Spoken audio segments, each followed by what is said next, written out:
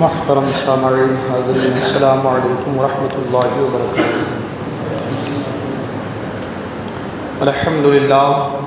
الحمدللہ وکفیٰ، سلام علی عبادہ الذین اصطفیٰ، اما بعد فاعوذ باللہ من الشیطان الرجیم بفضلک بسم اللہ الرحمن الرحیم۔ یا ایھا الذین آمنوا اتقوا اللہ وکونوا مع الصادقین، صدق اللہ العظیم وصدق رسولہ النبی الکریم۔ درود پاک پڑھیں، اللہم صلی علی سیدنا مولانا محمد معدن الجود والکرم وآلہ وبارک وسلم، صلو علیہ صلاۃ وسلام علیک یا رسول اللہ صلی اللہ تعالی علیہ وسلم۔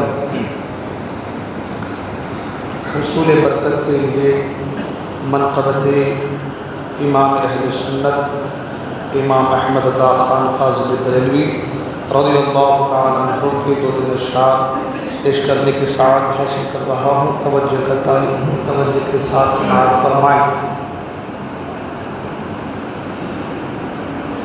جس کا زمانے میں ڈنکا بجا ہے، احمد رضا ہے، احمد رضا ہے۔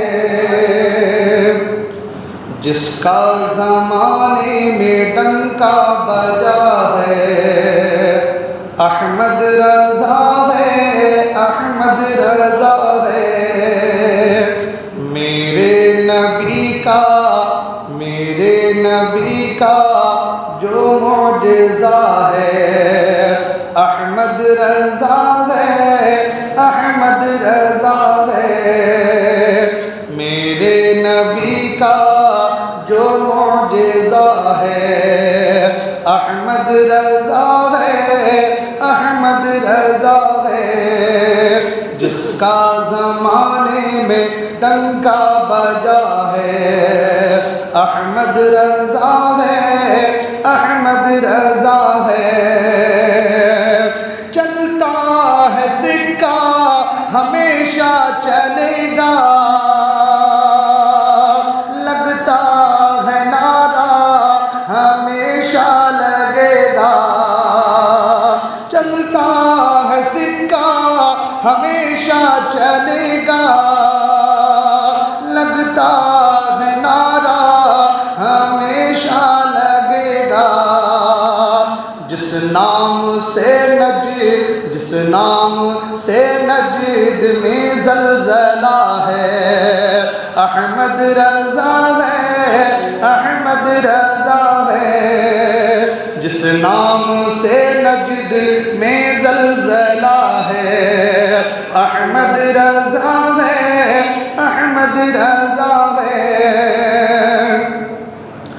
اور مستان الفت میں جھوم رہے ہیں، دربار اقدس کو چوم رہے ہیں۔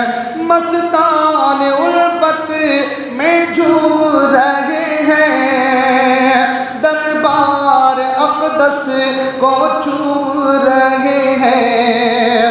بٹتا جہاں فیض غوث الورا ہے، احمد رضا ہے، احمد رضا ہے۔ بٹتا جہاں فیض غوث الورا ہے، احمد رضا ہے، احمد رضا ہے۔ اور ان کی سخاوت کا چرچا رہے گا، دیوان کشکول بھرتا رہے گا۔ ان کی سخاوت کا چرچا رہے گا، دیوان کشکول بھرتا رہے گا۔ دہلیز جن کی دیار سخا ہے، احمد رضا ہے، احمد رضا ہے۔ میرے نبی کا جو معجزہ ہے، احمد رضا ہے، احمد رضا ہے۔ اور میری زباں پر انہیں کا ہے چرچا، میں بھی دیوانہ ہوں دل بھی دیوانہ، جس پر فدا دل سے احمد رضا ہے، وہ احمد رضا ہے، احمد رضا ہے، جس کا زمانے میں ڈنکا بجا ہے، احمد رضا ہے، احمد رضا ہے، میرے نبی کا جو معجزہ ہے، احمد رضا ہے، احمد رضا ہے۔ درود پاک پڑھیں، اللہم صلی علی سیدنا مولانا محمد المعدن الجود والکرم وآلہ وبارک وسلم، صلو علیہ صلاۃ والسلام علیک یا رسول اللہ، صلاۃ والسلام علیک یا حبیب اللہ، صلاۃ والسلام علیک یا نبی اللہ صلی اللہ تعالی علیہ وسلم۔ حضرات محترم، آج کے اس مقدس دن، مقدس جمعے میں جس ٹاپک کو آپ کے سامنے لے کر کے آیا ہوں، بارہا آپ حضرات اس ٹاپک، اس موضوع پر گفتگو سنتے آئے ہیں۔ میں نے بھی چاہا کہ کچھ باتیں میں بھی آپ کی گوش گزار کروں اور صحیح معنوں میں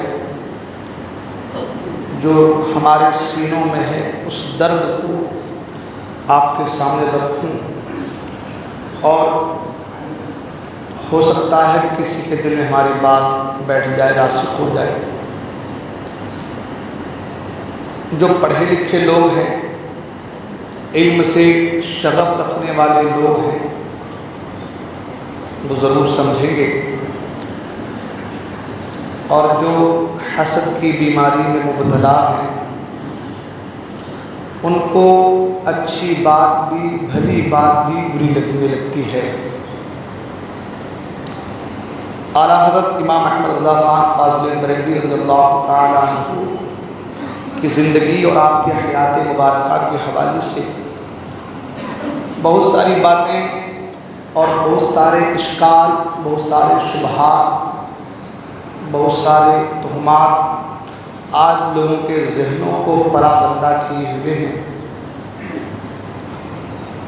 کوئی اعلیٰ حضرت کو مولوی صاحب کہتے ہیں تو کوئی کہتے ہیں اعلیٰ حضرت کیوں کہا جائے، کوئی کہتے ہیں کہ ان کا سلام ہی کیوں پڑھا جائے، کوئی کہتے ہیں کہ مسلک کیا چیز ہے، مسلک کے چکر میں کیوں پڑھا جائے، کوئی کہتے ہیں کہ یہ پانچواں مسلک کہاں سے آ گیا۔ اپنے اپنے مفاد، اپنی اپنی ذات، اپنی اپنی بساط کے مطابق لوگ دعویٰ کرتے ہیں، دلیلیں مانگتے ہیں۔ اس کے لیے یہ آدھا گھنٹہ، پونا گھنٹہ کچھ نہیں معنی رکھتا، مگر پھر بھی میں سرکار اعلیٰ حضرت کا در کا نوکر ہوں، چاہتا ہوں کچھ باتیں اپنے دل کے اندر جو درد ہے اس درد کو آج آپ کے سامنے اس کا اظہار کروں، اور جو میں نے پہلے کہا جو اہل علم ہیں یا علم سے شغف رکھنے والے لوگ ہیں وہ ضرور سمجھیں گے۔ سب سے پہلی چیز ذہن میں ہمارے آتی ہے، کیونکہ ہم بہت کچھ پڑھتے ہیں سمجھ نہیں پاتے، بہت کچھ پڑھتے نہیں ہیں، سنتے ہیں ایکسیپٹ نہیں کر پاتے، ہے نا۔ بہت کچھ ہم سنتے وہ ہیں جو ہمیں سنایا جاتا ہے نا۔ تو ہمارا جو ذہن ہے وہ ذہن کے اندر پھر طرح طرح کے شبہات پیدا ہوتے ہیں۔ بالکل سنجیدگی کے ساتھ کچھ باتیں اعلیٰ حضرت فاضل بریلوی کے حوالے سے آپ سماعت کریں۔ کم وقت میں بہت ساری باتیں مجھے کرنی ہے، انشاءاللہ مجھے امید ہے کہ ضرور میرا یہ درد آپ کے سینے میں اترے گا اور آپ کو بھی لگے گا کہ ہاں اعلیٰ حضرت ایک مظلوم مجدد کا نام ہے نا۔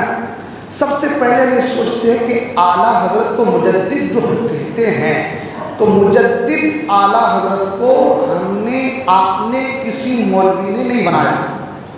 یہ چیز مجدد جو ہوتا ہے، حدیث میں ہے کہ اللہ تبارک و تعالی ہر 100 سال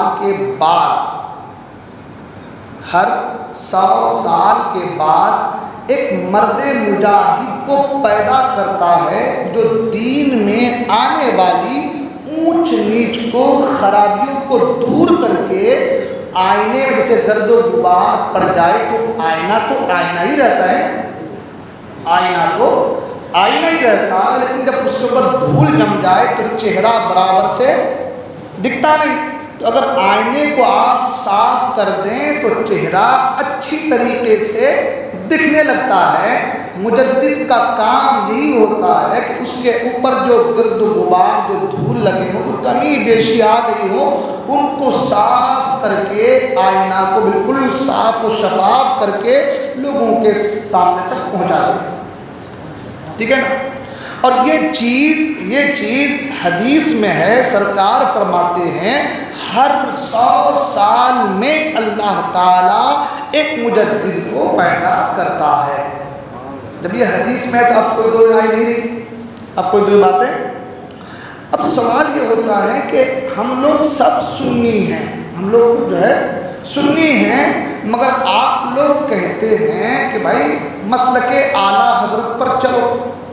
جب ہم سنی ہیں تو پھر مسلک اعلیٰ حضرت کا نام کیوں نہ لیں؟ اعلیٰ حضرت سے پہلے غریب نواز یہاں پر آئے، صحیح ہے نا. اعلیٰ حضرت سے پہلے یہاں پر غریب نواز آئے، بڑے بڑے اکابر اولیاء آئے، وقت کے تاجدار آئے، سرکار غوث اعظم دستگیر کی ذات ہے.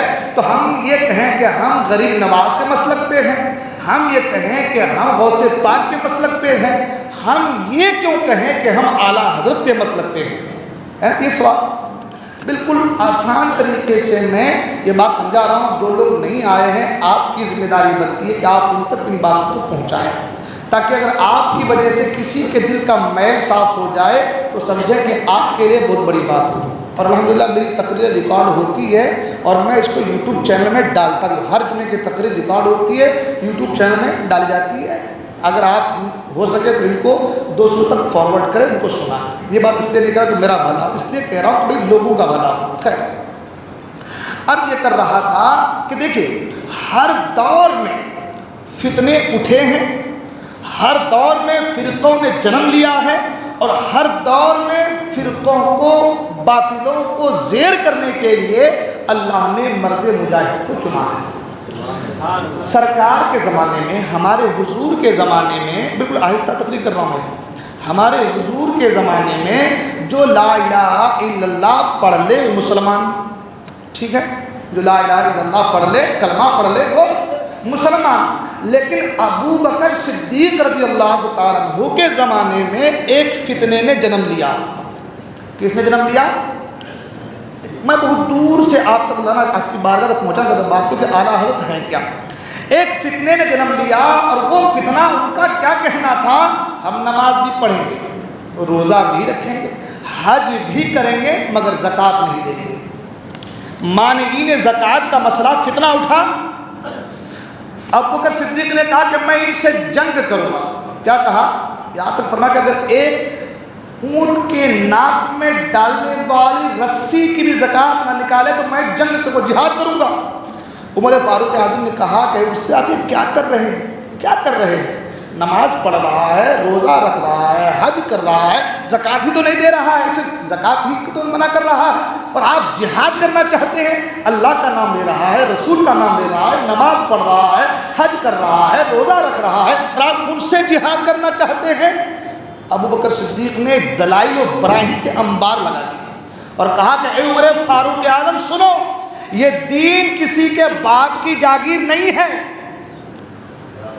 اور اس دین کے ساتھ جو کھلواڑ کرے گا، اس لیے کہ دین محمد رسول اللہ صلی اللہ علیہ وسلم نے بڑی محنت کے ساتھ سیکھ کر کے پروان چڑھایا ہے. اب اس دین کے اندر کوئی فتنہ ہو، کوئی کمی بیشی ہو، وہ کامل مسلمان نہیں ہو سکتا، وہ کامل مسلمان نہیں ہو سکتا. فتنہ اٹھا، ابو بکر صدیق نے فتنے کو دبایا. تو اس دور میں جو ابو بکر صدیق صدیق کے ساتھ کھڑے رہے وہ سنی، اس دور میں جو ابو بکر کے ساتھ کھڑے رہے وہ کیا؟ وہ سنی، وہی راہ نجات پر، وہی صراط مستقیم پر، جو ہٹے وہ بہک گئے، وہ برباد ہو، وہ تباہ ہو۔ صحیح بول رہا ہوں؟ اور آگے چلیں، حضرت علی کا زمانہ آیا، دو فتنوں نے اور جنم لیا، ایک کا نام خارجی اور ایک کا نام رافضی۔ دو فتنوں نے جنم لیا، ایک کا نام خارجی، خارجی وہ جو ابو بکر و عمر کو نہ مانتا تھا، انکار کر دیا۔ رافضی وہ جو ابو بکر و عمر کو نہ مانتا تھا، انکار کر دیا۔ خارجی وہ جو عثمان و علی کا انکار کر دیا، عثمان علی کو نہ مانا۔ دو فتنوں نے جنم لیا، اور نہروان کے مقام پر علی مرتضیٰ نے ان کا بالکل صفحہ کر دیا، جنگ ہوئی، لڑائی ہوئی، بالکل قلعہ قبا کر دیا، اور ایسا کر دیا کہ وہ درد آج تک جھیل رہے ہیں، وہ درد آج تک جھیل رہے ہیں۔ تو اس وقت جو علی کے ساتھ تھا وہ سنی، اس وقت اس دور میں جو علی کے ساتھ رہا وہ کون؟ وہ سنی۔ اس لیے کہ فرمایا گیا کہ سنت دین جو ہے وہ رفض و خوارج کے درمیان کا نام ہے۔ قرآن میں لکھا مذبذبین بین ذالک لا الہ الا ولا الہ الا، نہ ادھر نہ ادھر، جو بیچ سے نکل جائے وہی سنت ہے، وہی صحیح ہے نا؟ نہ زیادہ کسی کے طرف جھک جائے اور نہ زیادہ کسی کے خلاف ہو جائے، بیچ والا راستہ اختیار کر لے۔ تو جو علی کے زمانے میں حضرت علی سے جڑا رہا وہ سنی۔ آپ آگے بڑھیں، حضرت امام احمد بن حنبل کا زمانہ آیا۔ امام احمد بن حنبل کے زمانے میں ایک فتنہ اٹھا جس کا نام تھا معتزلہ۔ کیا نام تھا؟ میری بات سمجھ میں آ رہی ہے؟ آپ لوگوں نے بہت آہستہ بول رہا ہوں، میں بولنے کا مقصد صرف یہی کہ میں تقریر نہیں کرنا چاہتا، آپ کے ذہنوں میں ان باتوں کو اتارنا چاہتا ہوں میں۔ ہاں، کون سا فتنہ اٹھا؟ معتزلہ۔ کیا کہا؟ جب زمین ختم ہے، آسمان ختم ہے، انسان ختم ہے، تو پھر یہ قرآن یہ مخلوق کیسے نہیں؟ کہا کہ ہم اس کو مخلوق مانیں گے، یہ بھی ختم ہے۔ یہی تو فتنہ اٹھا تھا معتزلہ کا، یہی تو کہنا تھا کہ آپ قرآن کو مخلوق کیوں نہیں مانتے؟ امام احمد بن حنبل نے جو ہے مجمع سب کے سامنے، بادشاہ کے سامنے کہا تھا کہ قرآن مخلوق نہیں ہے، قرآن جو ہے فنا ہونے والی چیز نہیں ہے، یہ کلام اللہ ہے، یہ ختم نہیں ہوگا، یہ ختم نہیں ہوگا۔ معتزلیہ اس وقت کا بادشاہ بھی ان کے ساتھ تھا، جو اس وقت کا بادشاہ تھا، خلیفہ تھا، وہ بھی ان کے ساتھ میں تھا۔ کہا کہ تم قرآن کو مخلوق مانو، آپ نے کہا ہم نہیں مانیں گے۔ امام احمد بن حنبل نے کیا کہا کہ ہم قرآن کو مخلوق نہیں مانیں گے، زمین فنا ہوگی، آسمان فنا ہوگا، انسان فنا، سب فنا ہوں گے، مگر اللہ کا کلام ختم نہیں ہوگا، اللہ کا کلام فنا نہیں ہے، مخلوق ہم نہیں مانیں گے، ہم اسے مخلوق۔ اس کی پاداش میں آپ پر کوڑے برسائے گئے، آپ کو باندھ کر کے آپ پر کوڑے برسائے گئے، اتنے کوڑے مارے گئے۔ پہلا کوڑا مارا تو آپ نے کہا بسم اللہ الرحمن الرحیم، دوسرے کوڑے پر آپ نے کہا لا حول ولا قوت الا باللہ العلی العظیم، تیسرے کوڑے پر آپ نے قرآن عزیز کی آیت تلاوت کی قل لن یصیبنا الا ما کتب اللہ لنا و مولانا، ہم پر جو بھی تکلیفیں آتی ہے وہ اللہ نے ہمارے مقدر میں کر رکھی ہے، اس کے سوا نہیں آ سکتی۔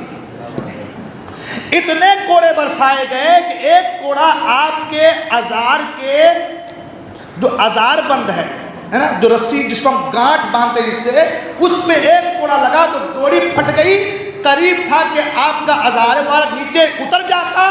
آپ نے دعا کی مولا تیرے حبیب کے وسیلے سے میری حفاظت فرما، تو فرمایا گیا کہ ازار خود بخود اوپر اٹھا اور آپ کے جو ہے وہ کمر سے بالکل لپٹ گیا۔ اس دور میں جب قرآن کو مخلوق کہنے پر اتنی ساری تکلیفیں، کہلوانے پر اتنی ساری تکلیفیں امام احمد بن حنبل کو دی گئی، تو اس وقت جو امام احمد بن حنبل کے ساتھ رہا وہ سنی، اس وقت جو امام احمد بن حنبل کے ساتھ میں رہا، ان کے نقش قدم پر چلا وہ سنی رہا، اور جو بہک گیا وہ گمراہ ہو گیا، برباد ہو گیا، تباہ ہو گیا۔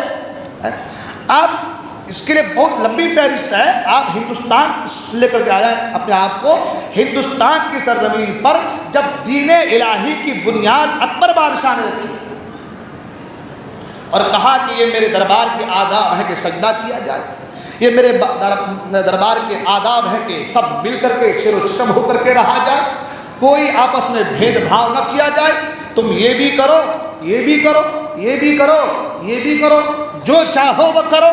جب تمام چیزوں کی آزادی دی گئی تو اس وقت ایک مرد مجاہد کھڑے ہوئے جن کا نام مجدد الف ثانی شیخ احمد فاروق سرہندی رحمۃ اللہ تعالی علیہ ہے. وہ کھڑے ہوئے اور کہا کہ اکبر ہم تمہاری ان باتوں کو نہیں مانتے ہیں, ہمارا عقیدہ یہ ہے یہ سر جھکے گا تو صرف خدائے وحدہ لا شریک کی بارگاہ میں جھکے گا.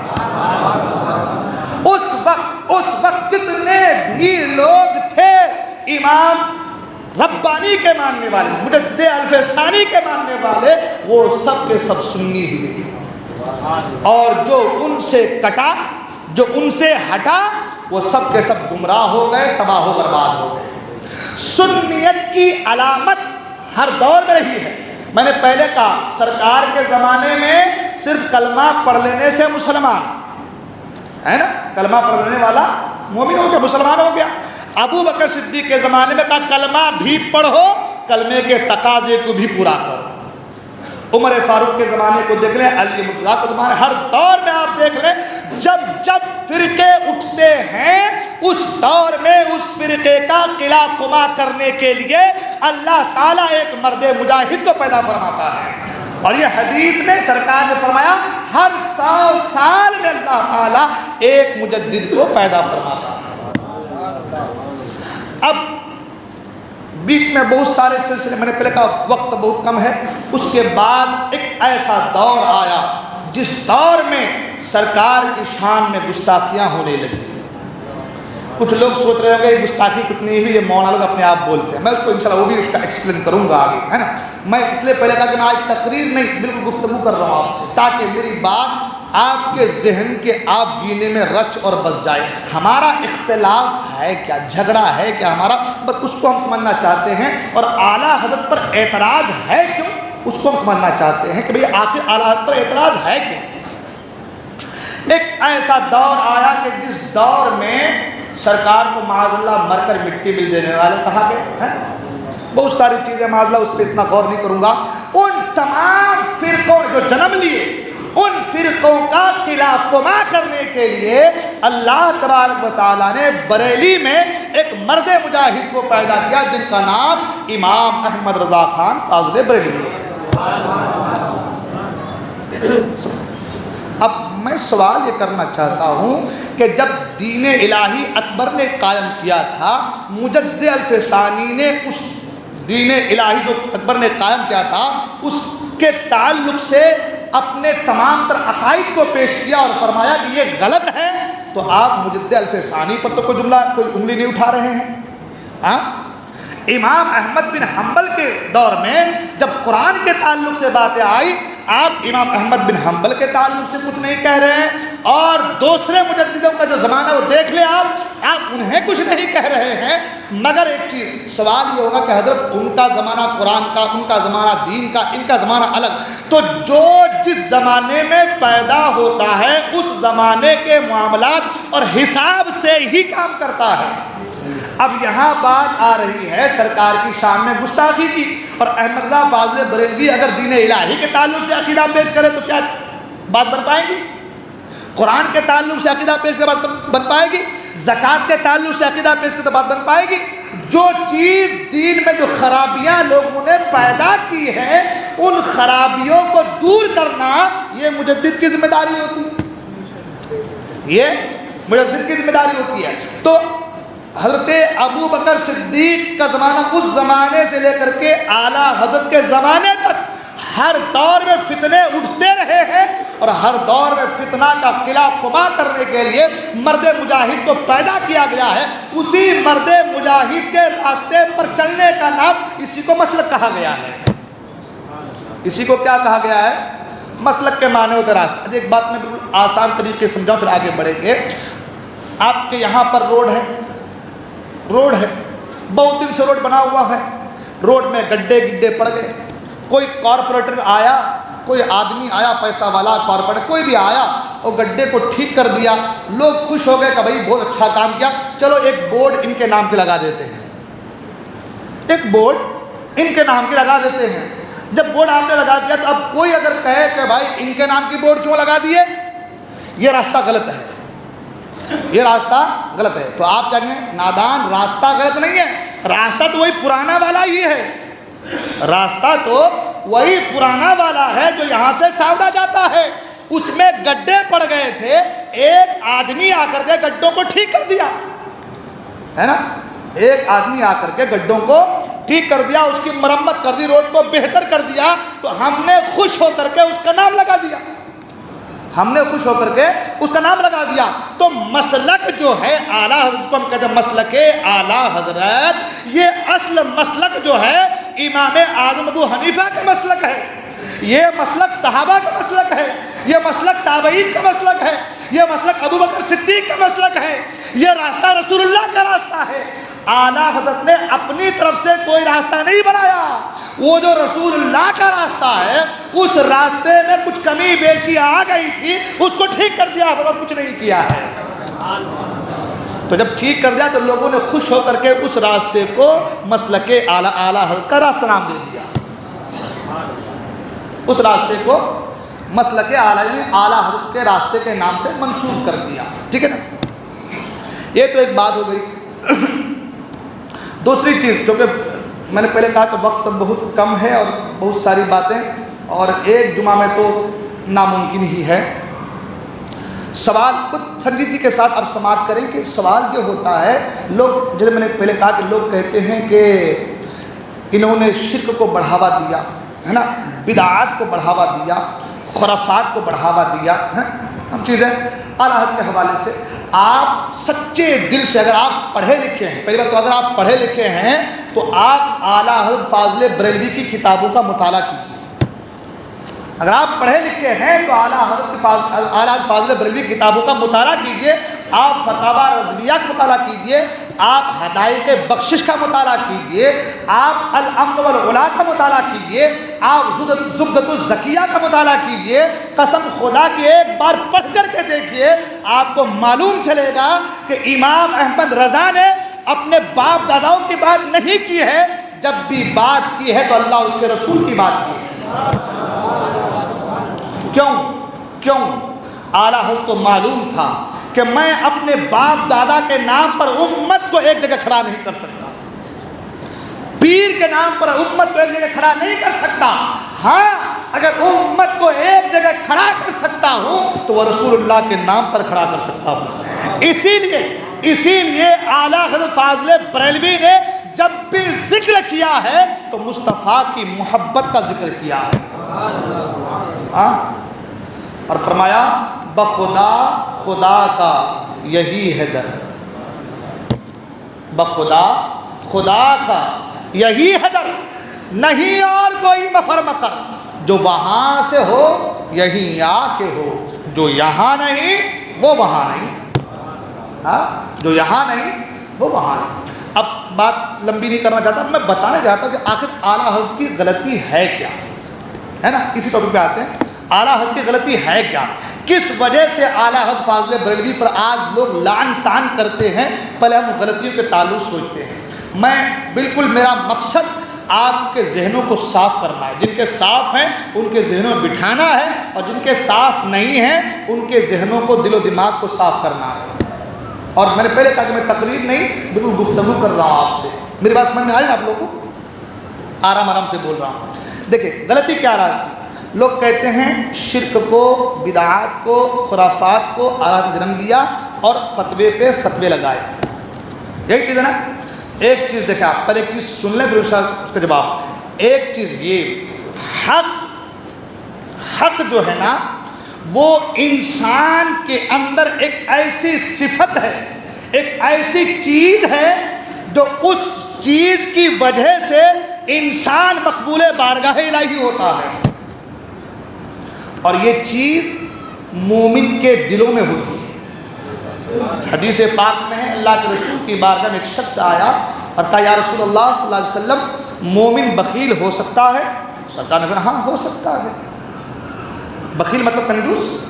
کہا یا رسول اللہ مومن بخیل ہو سکتا ہے؟ اس نے فرمایا ہاں ہو سکتا ہے۔ یا رسول اللہ مومن بزدل ہو سکتا ہے؟ سرکار نے ہاں ہو سکتا ہے۔ سرکار نے فرمایا ہاں ہو سکتا ہے۔ اس نے سوال کیا رسول اللہ مومن جھوٹا ہو سکتا ہے؟ سرکار نے فرمایا نہیں، مومن جھوٹا نہیں ہو سکتا۔ کیا فرمایا میرے آقا نے کہ مومن جھوٹا؟ اب اگر اعلیٰ حضرت فاضل بریلوی رضی اللہ عنہ حق کو چھپاتے، دنیا کیا کہتی؟ جنہیں اللہ نے مجدد بنا کر کے بھیجا ہے، دین کی تجدید کے لیے بھیجا ہے، اور اللہ نے یہ وصف، یہ کمال، یہ اوصاف حمیدہ اعلیٰ حضرت فاضل بریلوی کے اندر اس طریقے سے جمع کر دیا ہے، آپ اور ہم یوں سمجھ لیں جیسا کہ اعلیٰ حضرت فاضل بریلوی کے تاج میں ایک حق کا ایک موتی جڑ گیا ہو، سبحان اللہ۔ تو حق تو بولنا ہے، حق بیانی تو کرنی ہے، مگر حق بیان کرنے ایک بات اور، حق بیان کرنے ایک طریقہ ہوتا ہے، وہ طریقہ سب میں نہیں ہوتا۔ اللہ ہم سب کو معاف فرمائے۔ حق بیان کرنے کا طریقہ کیا؟ حق بات کو حق انداز میں کہیں، لیکن لہجہ ایسا ہو کہ جسے بیان کی جائے اس کا دل میں پسیج جائے کہ یار واقعی یہ حق کے ساتھ میری اصلاح کر رہا ہے۔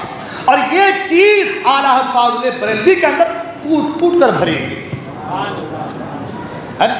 ابھی وہ جو فتوے کے بارے لوگ سوشل میڈیا پہ سنتے ہیں کہ ایسا کہہ دیا، کافر کہہ دیا، میں اس کی طرف بھی آؤں گا، لیکن پہلے یہ حق کے تعلق سے بات آپ سماعت کر لیں کہ حق جو ہے، حق بیانی جو ہے، یہ مومن کا خاصہ ہے، یہ مومن کی صفت ہے، مومن کے اندر اوصاف حمیدہ ہے کہ جو حق بات کو حق انداز میں اصلاح کے طور پر کسی کے سامنے رکھ دے۔ اور ایک حدیث میں سرکار نے فرمایا کہ ظالم بادشاہ کے سامنے حق بیان کرنا، سرکار فرماتے یہ سب سے بڑا جہاد ہے۔ خیر، اب بات یہ ہے کہ بھائی پھر اعلیٰ حضرت فاضل بریلوی رضی اللہ تعالی عنہ نے شرک کو، بدعت کو، گمراہیت کو، تمام تر چیزوں کو فروغ دیا، یہ آپ کے ہمارے ذہنوں میں بٹھایا گیا ہے نا، اور ہم نے اسی پر عمل کیا۔ تو جب ہم کسی سے سوال کرتے ہیں کہ بھائی آپ بتاؤ، آپ کہتے ہیں کہ اعلیٰ حضرت نے ایسا کیا، تو آپ نے کیا دیکھ لیا؟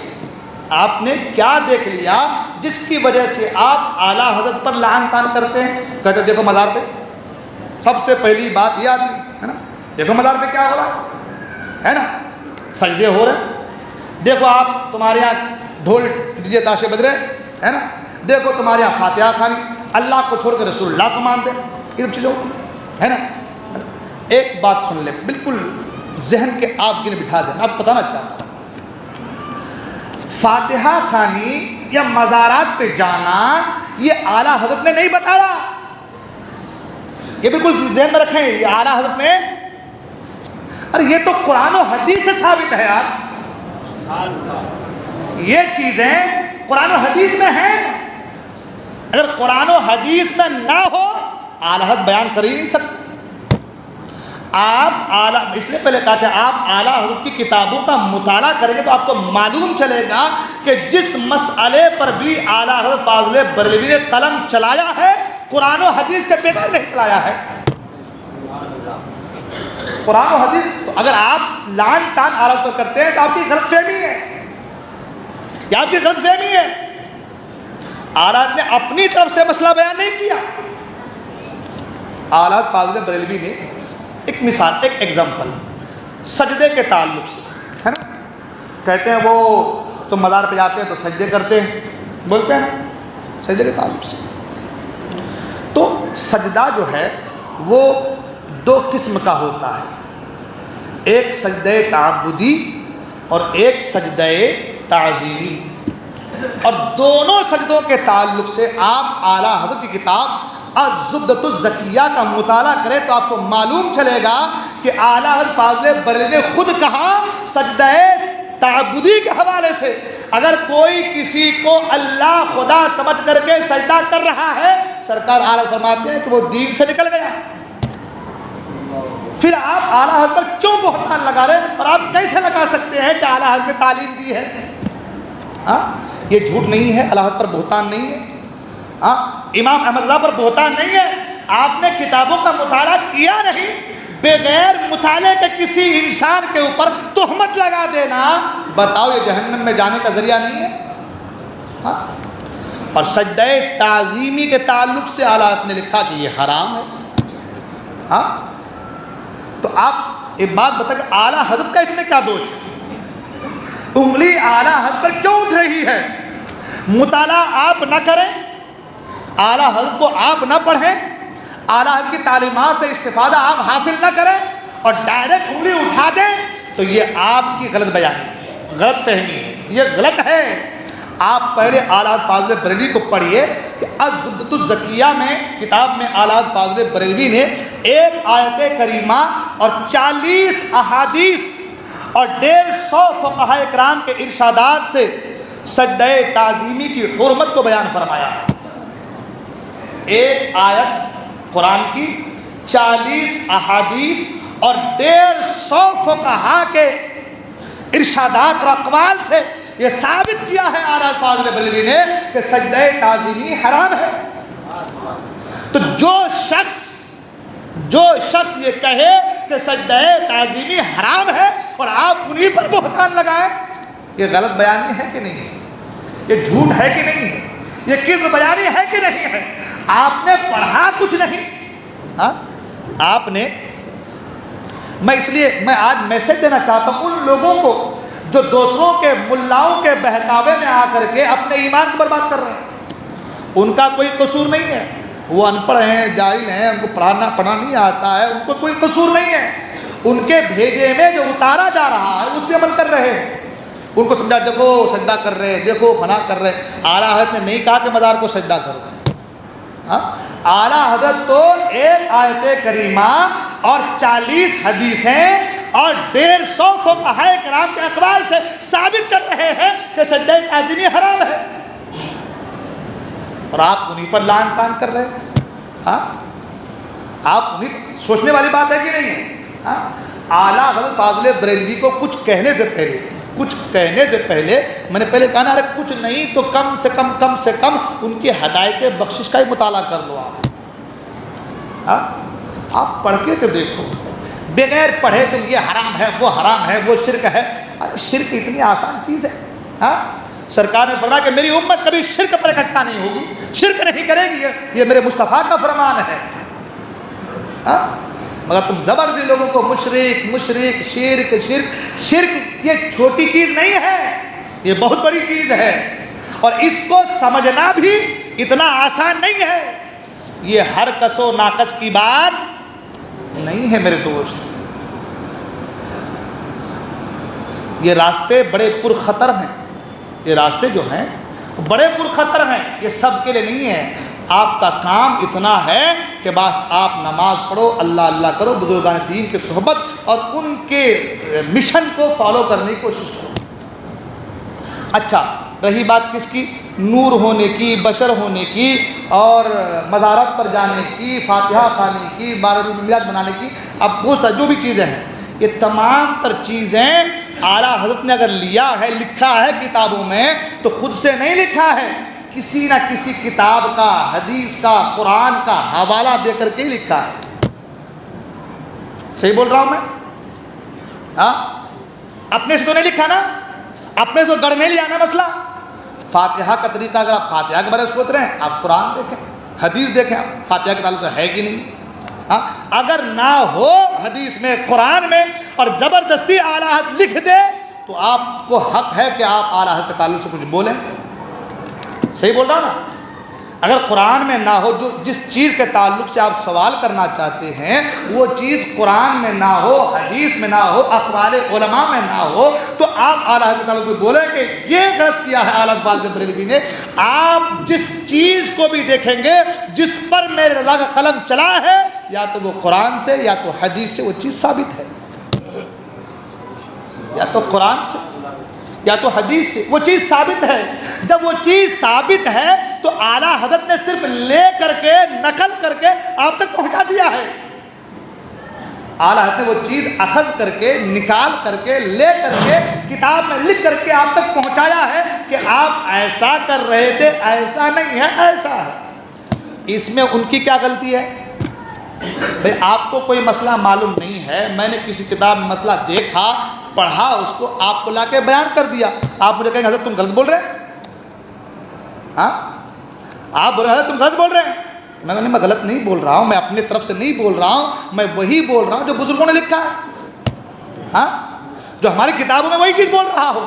تو اعلیٰ حضرت نے اپنے طرف سے کچھ نہیں کیا، اپنے طرف سے مسئلہ گھڑ کر کے آپ کو نہیں بھیجا، وہی بھیجا جو قرآن میں ہے، جو حدیث میں ہے۔ اور اس کے بعد آپ پڑھے کچھ نہیں اور اعلیٰ حضرت پر لعن طعن کرنا شروع کر دیں۔ ہاں ایک مثال میں بول رہا ہوں، مزارات پر جانے کے حوالے سے ہے نا، مزارات پر جانے کے حوالے باتیں ہو رہی، مزار جانا نہیں چاہیے، وہ شرک ہے، وہ بدعت ہے، وہ فلاں ہے۔ ارے قرآن میں اس کا ذکر ہے، قرآن میں اس کا ذکر ہے، حدیث میں اس کا ذکر ہے۔ اصحاب کہف کے تعلق اپنے قرآن میں نہیں پڑھا ہے، پوری ایک سورت ہے اصحاب کہف کے حوالے سے، اس میں ہے مسجد کے حوالے سے، قرآن میں سورہ کہف میں مسجد کے حوالے سے ہے کہ جب لوگوں نے ان کے گرد یعنی ان اصحاب کہف اللہ والوں کے گرد جو ہے قبہ بنانا چاہا تو کسی نے کہا قبہ تو بنے گا مگر ساتھ ہی ساتھ مسجد بنایا جائے، مسجد بنایا جائے۔ اور علامہ اسماعیل حقی رحمۃ اللہ تعالیٰ علیہ اسی آیت کے تحت تفسیر میں لکھتے ہیں کہ یہ مسجد بنانے کی وجہ یہ ہے کہ لوگ نماز مسجد میں پڑھیں گے اور برکت صاحب مزار سے حاصل کریں گے۔ یصلی فیہ المسلمون ویتبرکون بمکانہم، فرمایا کہ نماز تو مسجد میں پڑھیں گے مگر برکت مزار سے حاصل کریں گے۔ یہ قرآن کی آیت کی تفسیر میں ہے اور قرآن مجید اس کا ذکر ہے۔ سرکار کے زمانے میں چیزیں ہوئی ہیں، سرکار کے زمانے میں تمام تر چیزیں جو ہے ہوئی ہیں۔ تو کہنے کا مطلب یہ ہے کہ لوگ پڑھیں گے نہیں مگر زبردستی اعلیٰ فاضل بری رضی اللہ عنہ پر لعن طعن کریں گے۔ دیکھیں بخاری شریف جلد اول کتاب الجنائز اور مشکات البقاء المیت میں ہے کہ حضرت امام حسن ابن علی رضی اللہ تعالی عنہما کا انتقال ہوا تو ان کی بیوی نے ان کی قبر پر 1 سال تک قبہ بنائے رکھا، 1 سال تک قبہ ڈالے رکھا۔ اس وقت صحابہ کرام موجود تھے نا، صحابہ کہتے تھے یہ شرک ہے، یہ بدعت ہے، یہ خرافات ہے، نکال کے پھینکو باہر کو، مگر صحابہ نے نہیں کیا۔ صحابہ زیادہ جانتے تھے دین کو یا آپ ہم زیادہ جانتے دین کو؟ ہاں کون دین کو زیادہ جانتے تھے؟ کون جانتے ہیں بھائی؟ جنہوں نے حضور سے پڑھا ہے، حضور کی بارگاہ میں رہ کر کے سیکھا ہے، وہ دین کو کے زیادہ سمجھدار تھے یا آج کل ہم لوگ دین کے زیادہ سمجھدار ہیں؟ اگر انہوں نے منع نہیں کیا اس کا مطلب چیز جائز ہے۔ وہ چیز کیا ہے؟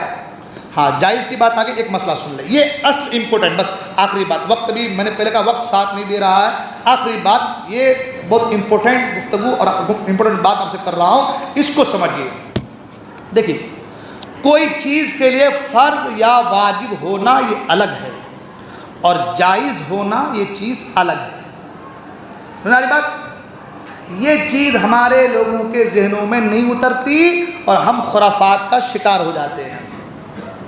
ہمارے سے مراد جن لوگوں کو انجیکشن دیا جاتا ہے، زہر دیا جاتا ہے گستاخی کا، ان لوگوں کی بات کر رہا ہوں۔ فرض یا واجب ہونا یہ الگ چیز ہے۔